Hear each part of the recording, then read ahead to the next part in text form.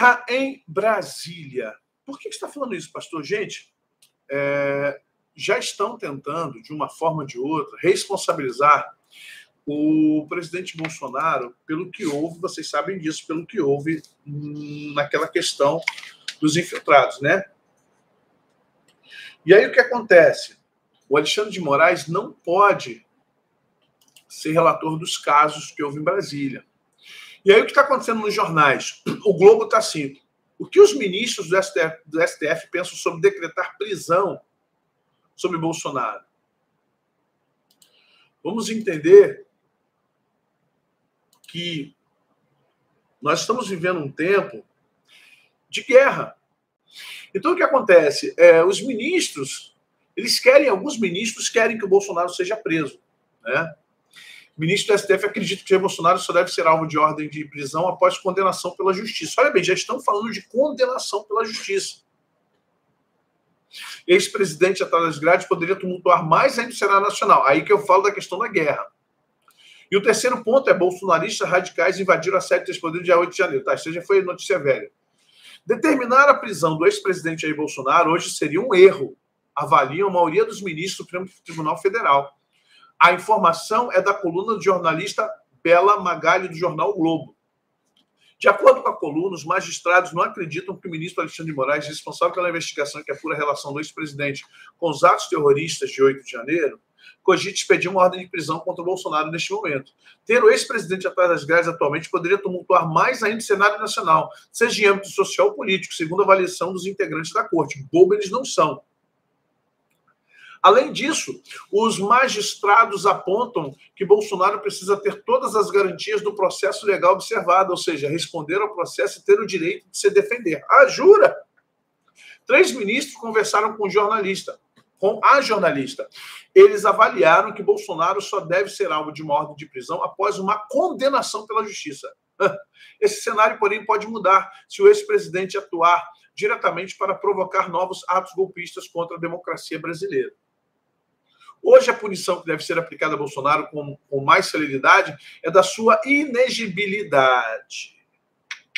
Essa é a avaliação tanto entre membros do judiciário como entre aliados do ex-presidente.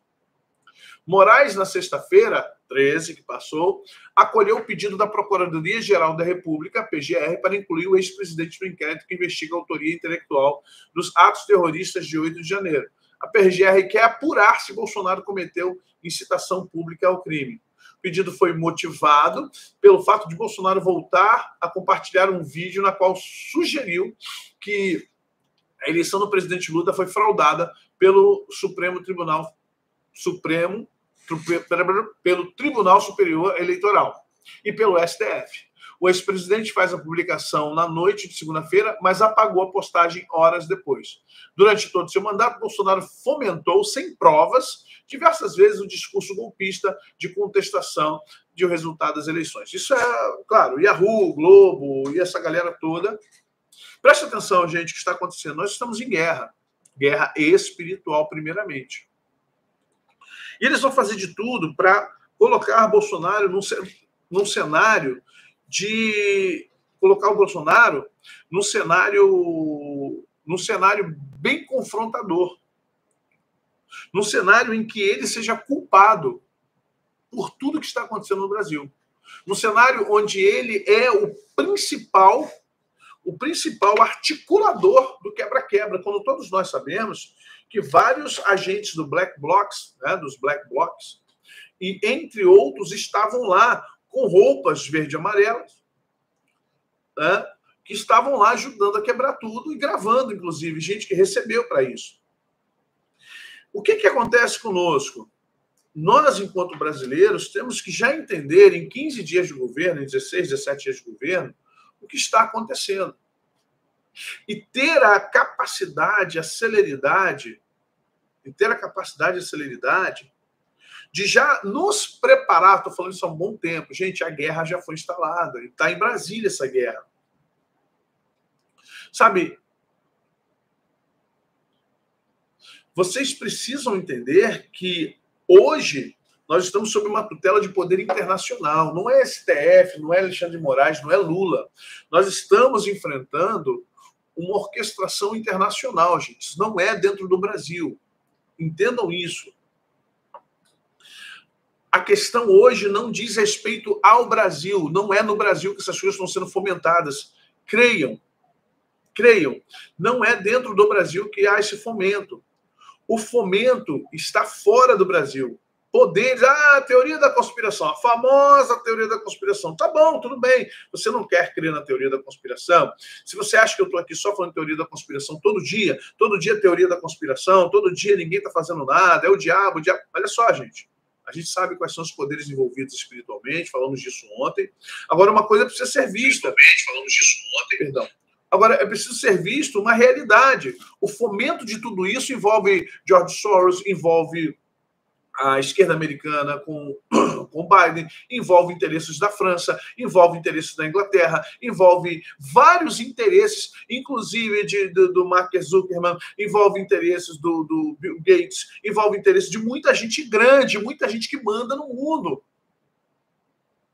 Pessoas que têm grandes interesses no Brasil, porque o Brasil é estratégico em termos de continente, o Brasil é continental. Então, desestabilizar o Brasil, quebrar o Brasil, trazer uma guerra no Brasil, criar uma instabilidade tão grande que o Brasil mereça uma intervenção da ONU, que o Brasil mereça uma intervenção internacional. Vocês estão entendendo isso? A ideia é levar o Brasil a um nível de guerra insuportável, uma insegurança jurídica, porque alguém vai apelar para um tribunal externo, porque o tribunal que nós temos hoje, o STF, o STJ é anulado. Você sabe que o STJ não julga mais nada. Tudo vai para o STF. É uma sublimação.